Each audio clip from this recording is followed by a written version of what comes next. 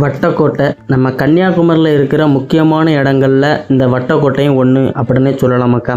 கடல் வழியாக அந்நியர்கள் யாரும் உள்ளே வந்துடக்கூடாது அப்படிங்கிறதுக்காக நாட்டை பாதுகாக்கிற நோக்கத்துக்காக பார்த்திங்க அப்படின்னா 18ஆம் நூற்றாண்டுலேயே வட்டக்கோட்டையை கட்டியிருக்காங்க. இது வட்ட வடிவில் இருக்கிறதுனால வட்டக்கோட்டை அப்படின்னு சொல்கிறாங்க மக்கா.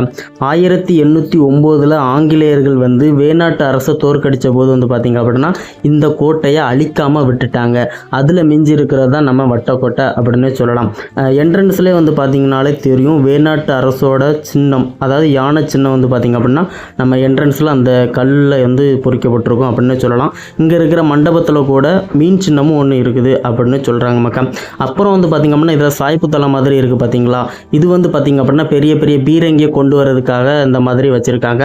இது நம்ம கடலுக்குள்ளே தான் இருக்குது, அதாவது கடற்கரையை ஒட்டி இருக்குது. நம்ம கன்னியாகுமரியில் நாட்டை பாதுகாக்கிறதுக்காக கட்டப்பட்ட கோட்டை தான் வட்டைக்கோட்டை. இந்த இடத்துக்கு மேக்சிமம் எல்லாரும் வந்திருப்போம். வராதவங்க கண்டிப்பாக பாருங்கள். 18ஆம் நூற்றாண்டில் கட்டின கோட்டை மக்கா. நம்ம கன்னியாகுமரியில் இன்னும் எக்கச்சக்கமான சிறப்புகள் இருக்குது. மறக்காமல் தொடர்ந்து நம்ம வீடியோவை பாருங்கள் மக்கா. பாய்.